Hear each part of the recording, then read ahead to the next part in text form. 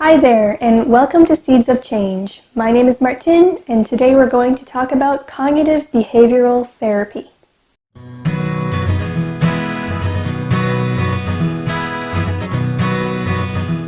What the heck is it, and why do I use it with kids? Okay, so first off, I like to refer to it as CBT, because let's be honest, the other way is a little bit of a mouthful. So CBT is actually one of the few kinds of psychotherapy that have been scientifically tested and found to be effective in hundreds of clinical trials for many different disorders. So unlike a lot of other forms of psychotherapy, cognitive therapy is usually focused on the present, it has a shorter duration, and it's super into problem solving. On top of this, clients actually learn specific skills that they can use for the rest of their lives. Some of these skills are identifying distorted thinking, modifying beliefs, relating to others in different ways, and most commonly, changing behavior. So how does it work? So CBT is based on the cognitive model, and the cognitive model states that the way we perceive situations actually influences the way we feel. For example, some of you might be watching this thinking, wow, this sounds like something that could be really helpful, and you'll feel pretty happy. While someone else might watch this very same video and think, well, this sounds pretty good, but I don't think I could ever do it.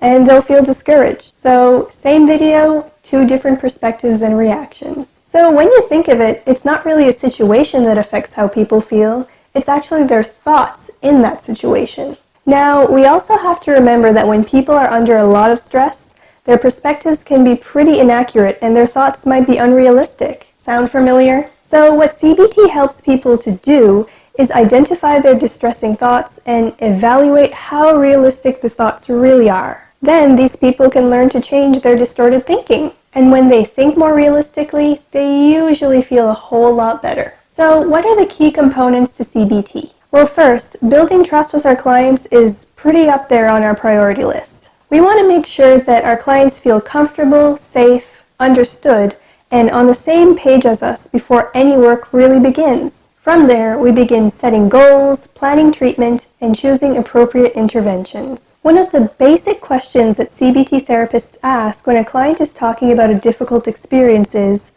what's going through your mind right now? Once we help to identify their dysfunctional thinking, we can then help them gain more adaptive and accurate perspectives, especially by helping them examine how useful and valid their thoughts really are. Another thing we do is we sometimes help clients design behavioral experiments to test the accuracy of their predictions.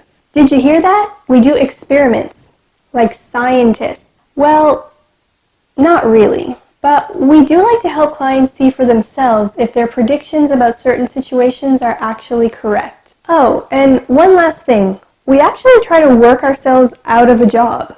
And this is why I like to use CBT with students. The whole goal of this approach is to help our clients become their own therapists so that eventually they won't really need us anymore. So in each session, what we like to do is help our clients identify the problems they had in the past week or the ones that they expect to have this week. Then we help them collect data in order to pinpoint the thoughts and behaviors that messed with their ability to solve the problems themselves. We like to get our clients engaged in deciding where to start working. Together, we then develop an action plan or homework for them to do during the week to apply solutions to their problems or to make changes in the way they're thinking or behaving. What I like about CBT in children is that the entire process gets them actively involved in their own treatment and progress. That way, they begin to recognize that the way to get better is to make small changes in how they think and what they do every single day. And when treatment ends, they're able to use these skills in their day-to-day lives. So there you have it, a quick lesson on CBT.